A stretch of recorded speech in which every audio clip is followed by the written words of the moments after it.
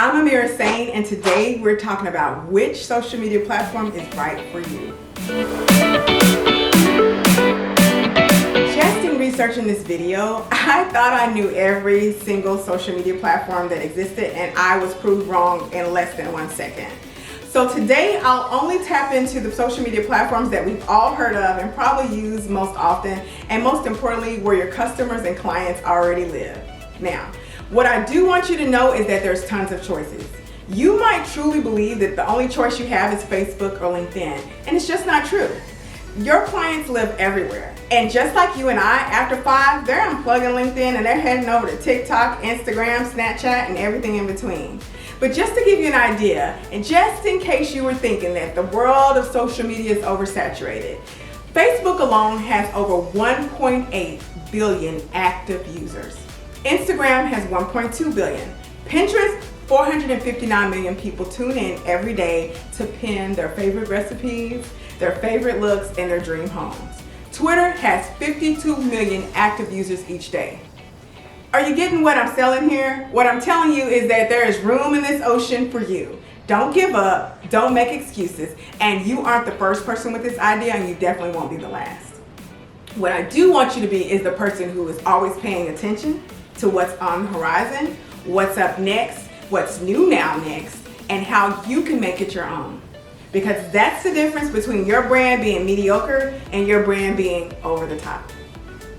Now, with platforms like TikTok having over 730 million viewers each day, I hope you watched a couple of our videos and you're realizing that content is king, and creating lots of content is the best way to go. So we're not looking for perfection, we're looking for connections. What I want you to think about is a list I named from TikTok, Pinterest, Facebook, Snapchat, LinkedIn, WhatsApp, Facebook Messenger, Clubhouse. Which one makes sense to you? And I say one because that's where I want you to start. Now you may say, Amira, you're not there. You're right, but Amira's been doing this for decades. So when I first started, honestly, Facebook was the first social media platform I ever used, just like most of you. Matter of fact, no, it wasn't. MySpace. I'm aging myself. I loved MySpace. I love the way that we could use code to make it our own, how we could take music and kind of add a little flavor to it. Now, I'm not sure why most companies didn't really embrace it when it came to social media, but they gave us something better. They gave us the ability to create our own world from start to finish. And you can do just that. So just because you see a business make super professional, buttoned up images and video for LinkedIn does not mean that you have to do that for your brand.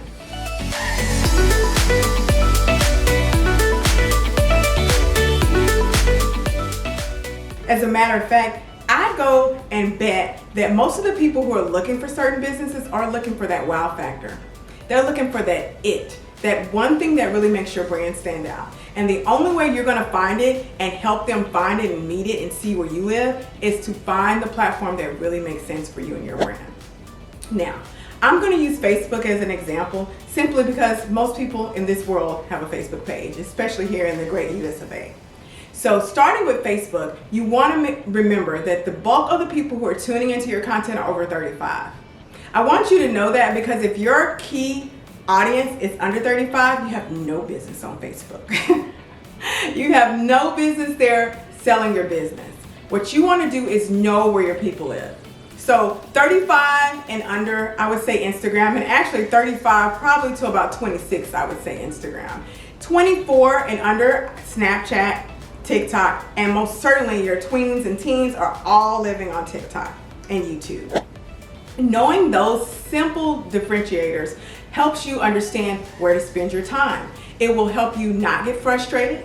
Just imagine if you're trying to sell emojis on LinkedIn. Do you expect to have a really good sale? I hope not. And I hope you're not offended if you are selling emojis on LinkedIn. I hope that you realize what I'm telling you is you probably need to head over to Snapchat or Instagram and make an impactful marketing campaign that's going to reach the people who you really want to get in front of. Next up, when you pick your platform that you love, I want you to plan your content. I want you to think of any important launches or things that you're going to be introducing to your clients or customers. I want you to map those out, whether that be an email campaign, whether that be a new website, or whether that be a coupon around the holidays. I want you to really think about content that you need to support that. You can't just make one video and think it's going to be a success. In order to market your business, think of the big companies that you constantly pour into. Places like Kroger, Burger King, McDonald's, and all the brands you love. You love them and you're reminded of what they're doing and any new things and specials they have coming out. Why? Because they tell you again and again and again. That doesn't mean you have to constantly remake your videos or remake your posts, but you have to share it. You cannot be bashful when it comes to making your dreams a reality by having a successful business. You have to shout it from the rooftops and you have to tell everyone you know. Once you find your social media platform that you're in love with, that really resonates with you and your brand's personality, I want you to take the tutorials. Yes, I don't want you to jump in feet first. Instagram, Facebook, Pinterest, all of these platforms, LinkedIn, have great tutorials and they want you to be successful. The longer you stay on their platform, the more money they make. And the longer that you drive traffic to your page, the more money you make. So it's a win-win scenario. What you want to do is learn every little detail and set up alerts on your phone for your favorite platform. They constantly change their algorithms. They constantly roll out new techniques and new features. You always want to be the first to resonate with them and to gravitate towards them and to master them. The sooner you master them, the more impactful your message will have and you look like you're the first to the party. This is something you can do simply with a Google alert. Next up, I want you to plan your content. I want you to be fearless in planning it. I want you to be educational in planning it. And I want you to be consistent in planning it. Again and again, you will hear me say, life will happen. And in those moments when something substantial happens in your life, knowing that you already have a blueprint mapped out that's going to keep your business afloat, it's going to keep reminding people about that launch you just had or the sale that's coming up, will help you sleep well at night and keep your bank account out of the red. So take your time and really map out that content. Most people will find one time a month or each quarter in which they have a theme for each month and they map out each day in which they're going to post or going to share new content with their audience that makes sense for their brand. Lastly, I want you to get the word out. Now I know you're probably mad at me right now.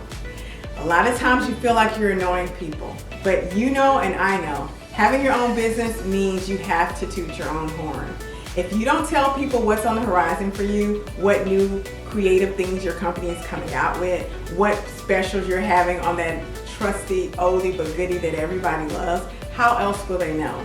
Don't assume they're reading your emails. Don't assume they're following your website. Assume that if you don't get the word out to every single piece of media that your company touches, no one will know. And telling them once is not enough. Tell them again and again and again. My rule of thumb is the people who don't want it, they'll kindly leave the room. Don't be offended by that. Don't make it a habit of looking at your subscriber list and getting upset with people for unsubscribing. What they're telling you is that what you're creating no longer is needed by them. And there's nothing wrong with that.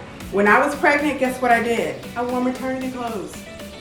After I had my daughter, guess what I did? I gave them away.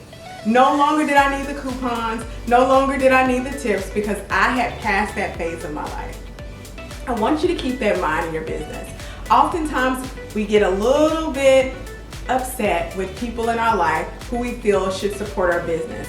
If we truly waited on our family and friends to buy everything we posted, we would never make it to our dreams of becoming wealthy because we don't have enough family and friends to support our wealthy dreams, right? It's okay for them to repost. That's a great way to support you. But what I want you to remember is you're in business to reach the masses. Don't be bogged down by who isn't or is following you or supporting you. Be bogged down by creating great content, connecting with them, being engaging, and making sure you give them a reason to keep coming back for more.